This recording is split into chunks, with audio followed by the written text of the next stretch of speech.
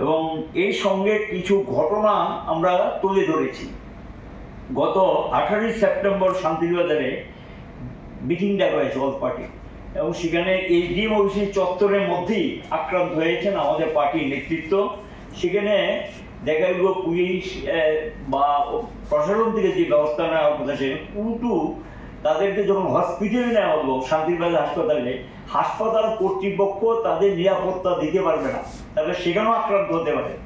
তৎজলদি তাদেরকে রেফার করে পাঠিয়ে দেওয়া হয়েছে জিবি হাসপাতালে, এবং জিবি হাসপাতালে তো দেখা যায় তাদেরকে সুস্থ শুশ্রূষা যেভাবে করা দরকার সেটা ঠিক সেভাবে করেননি, এবং তাদেরকে জিবি থেকে ছেড়ে দেওয়া হয়েছে। এবং যদি সেখানে অল পার্টি মিটিংয়ে গিয়ে নেতৃত্বরা আক্রান্ত, এখানে তো গণতন্ত্রের কোনো কিছু রইল না, লেশমাত্র এই পরিস্থিতি তৈরি হয়েছে। এই ঘটনাটা আমরা উল্লেখ করলাম। গত 19 সেপ্টেম্বর প্রতাপগড়ে বোমরোজাল লাগিয়ে আমাদের পার্টি অফিস ভেঙে দেওয়া হয়েছে। একটা মানে সর্বভারতীয় স্বীকৃত পার্টি দলীয় অফিস এই পদ্ধতিতে কি ভেঙে দেওয়া যায়?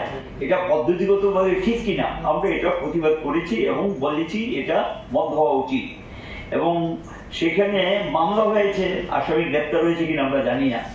এবং গত 22 সেপ্টেম্বর জম্পুজোলাতে 18 সেপ্টেম্বর বিএলএদের একটা মিটিং ডাকা হয়েছিল, এবং সেই মিটিং এর মধ্যে আমাদের তারা খুব সাহস নিয়ে আমাদের পার্টির লোকাল কমিটির সম্পাদক শ্যামলদা বর্মা তাদেরকে নিয়ে গেছেন, বিএলএদেরকে এসডিএম মিটিংটা ডেকেছেন ইয়ারও হিসেবে, সেখানে মিটিংয়ে তারা উপস্থিত হয়েছেন এবং এটা সহ্য করতে পারেন না। অর্থাৎ তারা পরবর্তী সময়ে গিয়ে 18 তারিখ মিটিংটা হয়েছে, 22 তারিখে তার বাড়িতে তাকে আক্রমণ করা হয়, তাকে রক্তাক্ত করা হয় এবং বাড়ির জিনিসপত্র কিছু ক্ষতিগ্রস্ত করা হয়, এবং এই পরিস্থিতি সেখানে তৈরি করে। তাহলে পার্টি বিএলএরা নিয়ে যাবে, বিএলএ কার ইলেকশন কমিশন তাদেরকে অ্যাপয়েন্টমেন্ট দিয়েছে এবং একটা পার্টি হয়ে তারা প্রতিনিধিত্ব করে, সেখানে গিয়ে বিএলএরও তার বক্তব্য রাখার যে সামান্যতম অধিকার বা সুযোগ আইনে যেটা আছে, নিয়মে যেটা আছে, নির্দেশিকা যেটা আছে ইলেকশন কমিশনের, সেই নির্দেশিকাটা পর্যন্ত রক্ষা করার জন্য সেখানে নির্বাচন কমিশন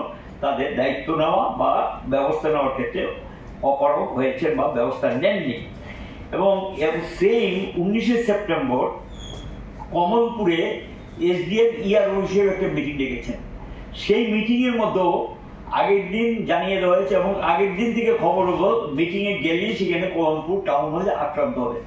তো আমাদের দিক থেকে অনুরোধ করে বলা হয়েছে যে আমাদেরকে প্রপার সিকিউরিটি ব্যবস্থা করুন, আমরা এই বিএলএ যারা এই মিটিং এ অ্যাটেন্ড করতে চায় এবং আমাদের তারা যাবে, একটা জায়গায় থাকবে, সেখানে সিকিউরিটি অ্যারেঞ্জমেন্ট করুন।